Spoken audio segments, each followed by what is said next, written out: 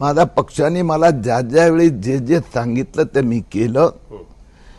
मातोश्रीचा भ्रष्टाचार काढायचा असतो की हसन मुश्रीफचा असतो, पहिलं पॉलिटिकल डिस्कशन आम्ही करतो आणि त्यात झालं गो अहेड, मग मी थांबणार नाही.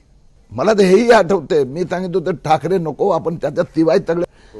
देवेंद्रजींनी सांगितलं पक्षाचा हा आदेश आहे. तुम्ही असं सांगताय की देवेंद्र फडणवीसांनी तुम्हाला सांगितलं की ठाकरेंच्या वरती थेट तुम्हाला अटॅक करायचा आहे आणि त्याच्यानुसार तुम्ही तो अटॅक केला, बरोबर आहे? ही लिस्ट आहे पूर्ण आपल्याकडे. तुम्ही ज्यांची नावं घेतली आहेत त्या सगळ्यांच्या केसेसचं काय झालंय पुढे?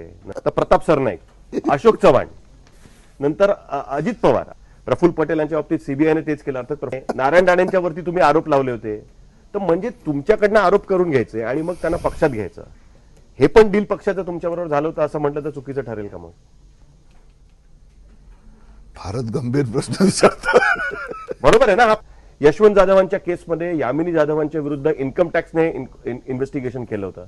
बेनामी प्रॉपर्टीच्या याच्यामध्ये त्यांची आमदारकी रद्द व्हावी म्हणून सांगितलं होतं.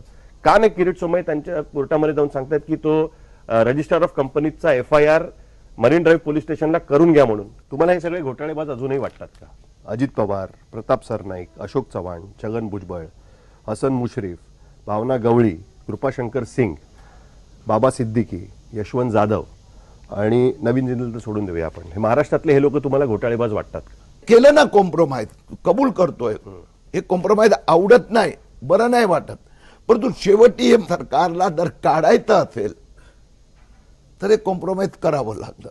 या कॉम्प्रोमाइजचा बदल काय आम्हाला आनंद झालेला नाही, ते कॉम्प्रोमाइज केलं. किरीट सोमय्या हा भाजपचा एक शिस्तबद्ध कार्यकर्ता आहे.